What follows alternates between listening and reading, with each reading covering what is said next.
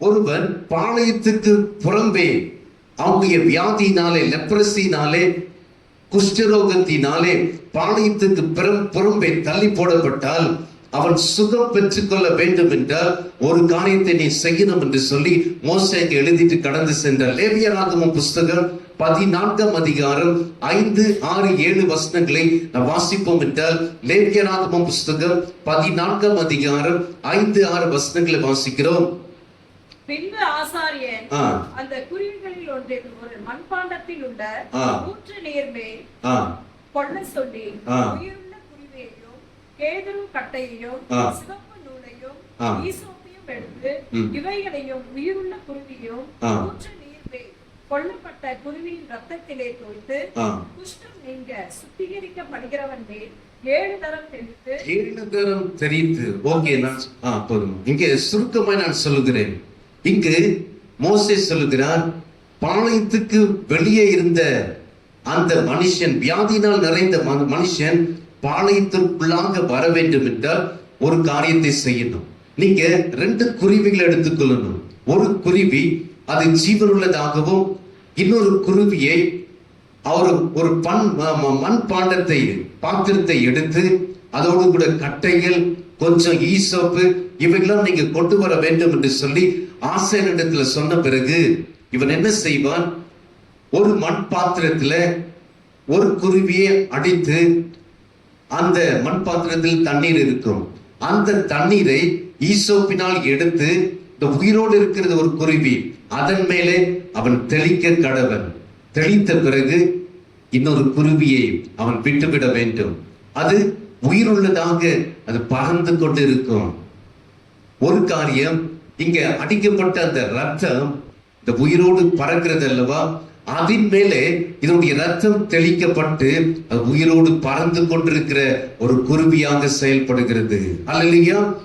கர்த்தர் இங்கிருந்து ஒரு காரியத்தை நமக்கு நிறைவேறுதலுக்காக சொல்லி கொடுக்கிற ஒரு வார்த்தை என்னவென்றால், உயிரோடு பறக்கிற அந்த குருவி அடிக்கப்பட்டது இல்லவா, அதனுடைய ரத்தம் அதன் மேலே கடக்கும்.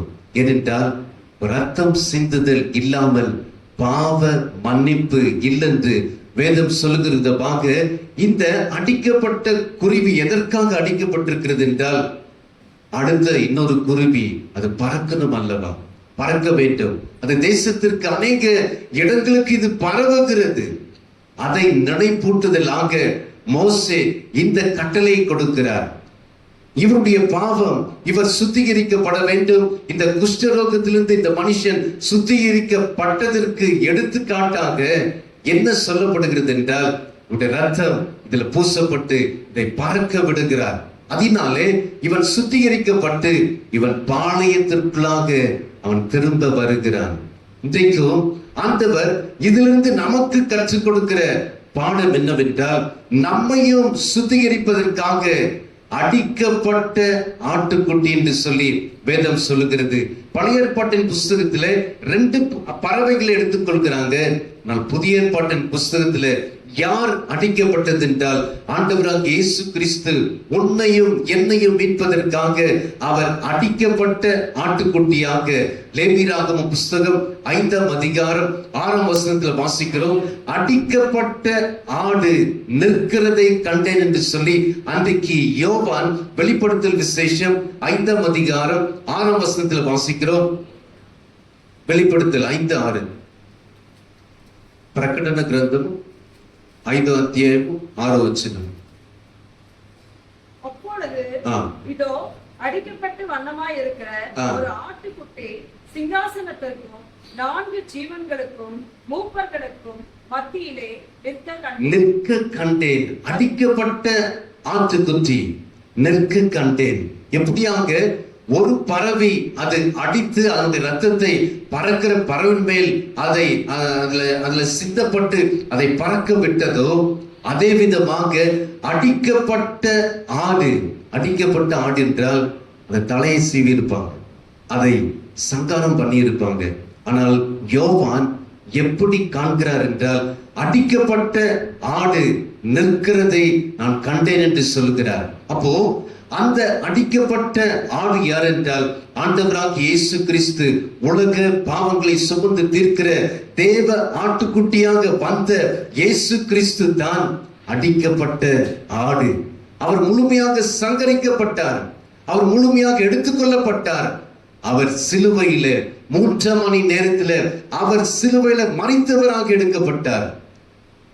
அரிமத்தை ஊரானாகிய யோசேப்புடைய கல்லறையில இயேசு கிறிஸ்து அடக்கம் பண்ணப்பட்டார்.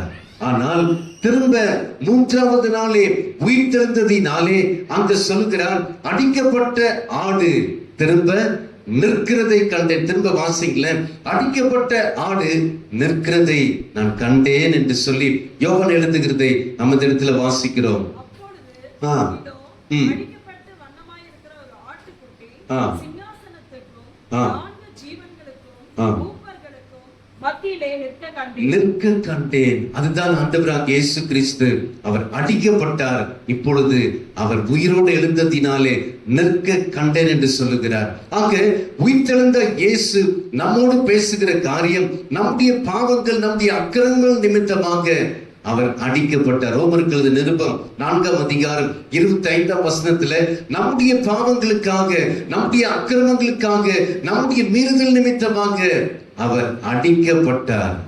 ஆனால் அவைகள் எல்லாவற்றையும் மேற்கொள்வதற்காக சிலுவையில மரித்து அடக்கம் பண்ணப்பட்டு மறுபடியும் உயிர்த்தெழுந்த இயேசு கிறிஸ்துவை நாம் பார்க்கிறோம்.